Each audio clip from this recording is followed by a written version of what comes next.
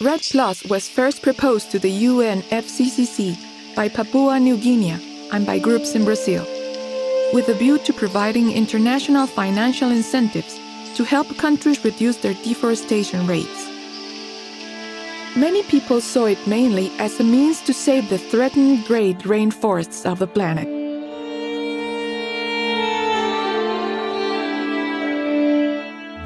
Tropical dry forests are very different from rainforests. They are characterized by being green in the rainy season and losing most of their leaves in the dry season, which may be from 5 to 7 months long.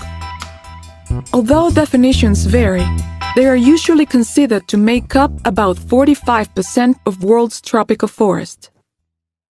They are widely distributed over Mexico.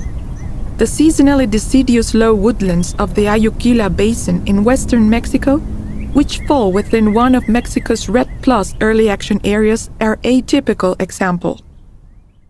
In an intact state, tropical dry forests can carry above-ground carbon stocks of up to 60 to 80 tons per hectare, which is much lower than the 150 tons per hectare that can be found in many rainforests. It may therefore seem to be more worthwhile for REDD+ to focus on rainforests, but there are several reasons why countries should include tropical dry forests as a priority in the REDD+ programs.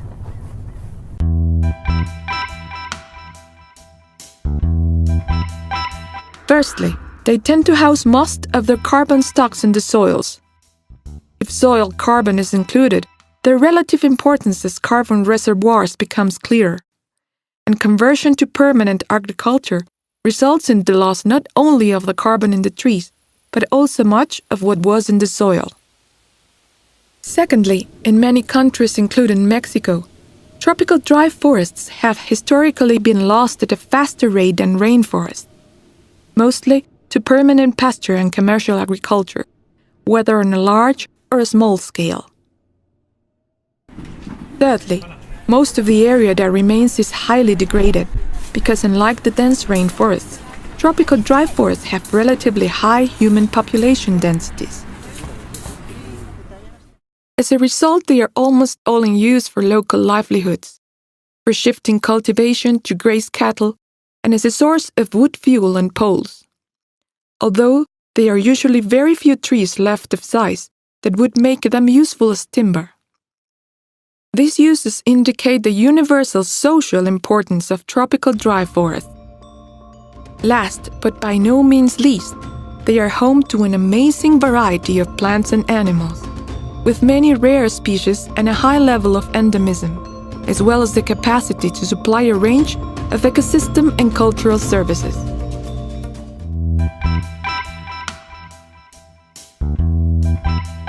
In western Mexico, the returns to farmers if they convert tropical dry forests to agave plantations for tequila or to permanent pasture for cattle are far higher than any likely future value of carbon. And in reality, it may be difficult, if not impossible, to design effective REDD+ incentives to halt this. Moreover, although it is possible to identify general areas that are at risk of deforestation, it is very difficult to identify exactly which individual landowners or which specific communities are about to deforest, in order to target REDD+ incentives or programs to them.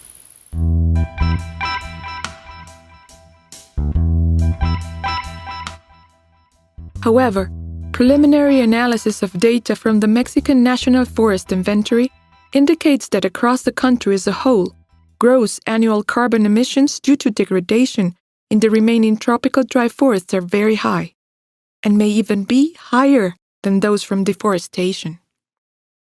The message that degradation needs more attention, I think, is a really strong one. It's one that needs to be communicated to policymakers, lest they continue down the road of focus solely on deforestation. I think the carbon benefits and the social welfare benefits of dealing with degradation have both been amply demonstrated.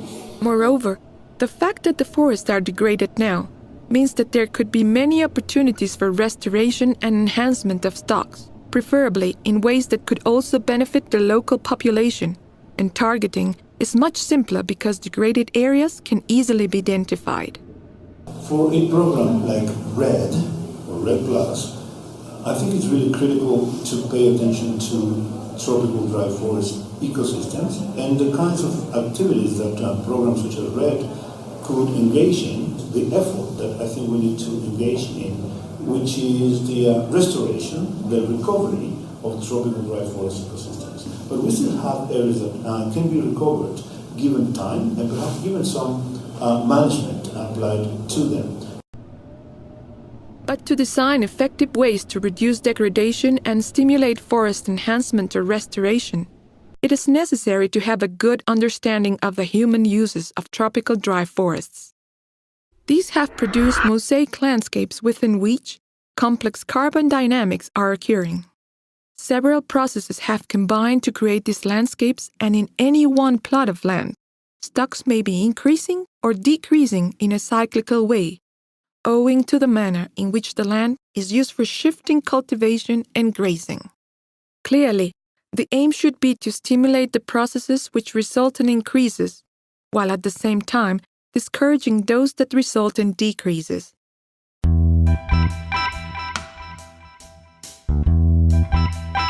Shifting cultivation, sometimes called slash and burn, is commonly blamed for degradation in these forests, and shortened fallow cycles are often said to contribute to this. In the Ayuquila area, for example, the traditional shifting cultivation system for maize consists of 2 years of cultivation followed by at least 8 years of fallow, during which rapid growth of coppicing secondary vegetation occurs. But over the last decade, the cycle has been reduced to a total of around 6 years. In this area, studies show that although areas have been subject to shifting cultivation in the past have lower average above-ground carbon stocks than nearby old-growth forests, their soil carbon stocks are much higher. And the soil carbon is not lost in succeeding cycles, in contrast to permanent agriculture.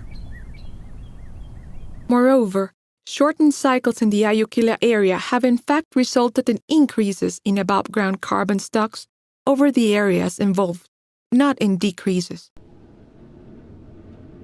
This is because the change in cycle is not driven by population pressure and the need to bring more land under cultivation, but has been a response to various government policies. For example, programs which give subsidies for inputs such as fertilizers, and to the fact that cutting younger fallows needs much less labor than cutting more mature ones.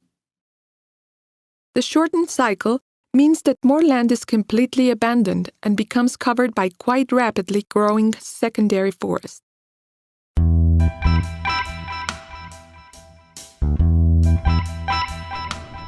Grazing is a much bigger threat as regards degradation in these woodlands. The cattle population is increasing, driven by the steadily rising price of beef compared to maize, which is a result of global economic forces. Also, families in which men have migrated for better paid employment to cities or to the USA tend to invest in cattle, since cows require less labor than cultivation and are more profitable. Entonces, Pero sí ha notado que han aumentado las sí, personas. sí, cómo no. ¿Y los datos de esas personas han aumentado de número de cabezas? Sí, sí, cómo no,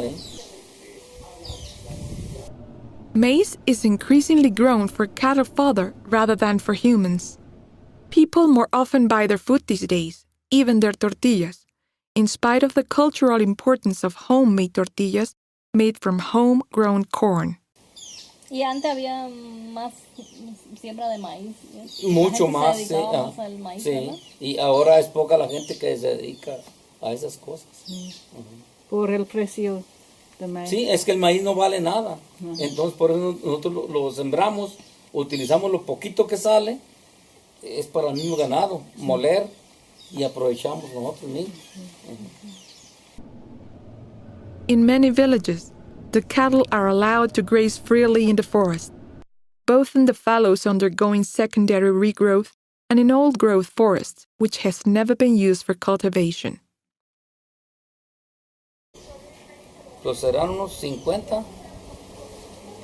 Están en un potrero o están Sí, sueltos? acá en el cerro. Ah, ¿en Sí, el cerro? sí. En la parte que tienes En la parte, sí, allá están en el cerro, sí. Ahí se pasan lo mismo temporada de seca que de lluvia. No, allá es en tiempo de agua, ¿sabes? Cuenta que se pasan 4 o 5 meses y los bajamos a donde hay pastizales o donde sembramos.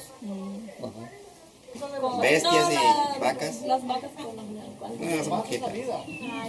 Unas 6. Todo el año están sueltos. Sí. La misma temporada de lluvia que temporada de seca. ¿Es suelto en parcelas o suelto en el uso como En el cerro. en el cerro? Tengo como unas 8 nomás allí. En otra temporada, en la de lluvia, por ejemplo, no lo suelto. Sí, los tengo sueltos allí. Y en las secas tengo otro potrero de cerro que los meto para allá.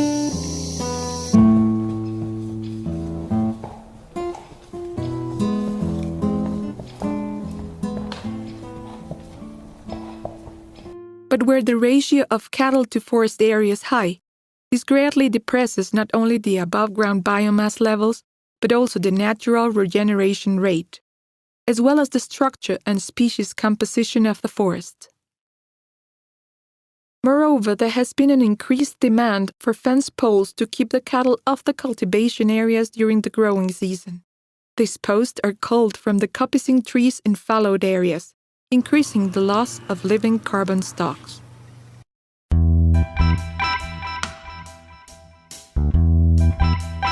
Payment for environmental services has been used widely in Mexico in the past for forest conservation, and is popular with the communities that have received these funds.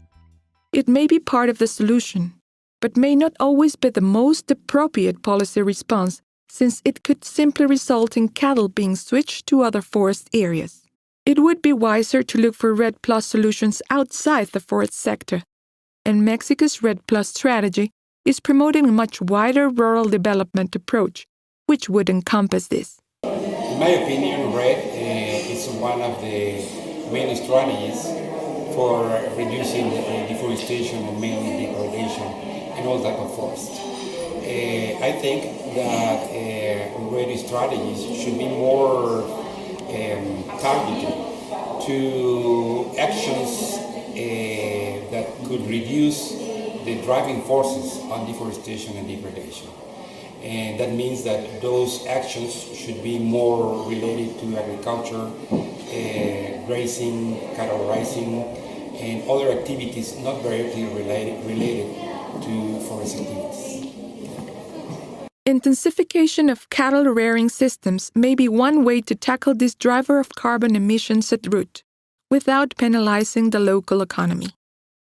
The conversion of limited parts of the forest to high-quality pasture, the cultivation of fodder banks, and the import of high-energy feedstock from non-forest areas would be considered as part of this strategy.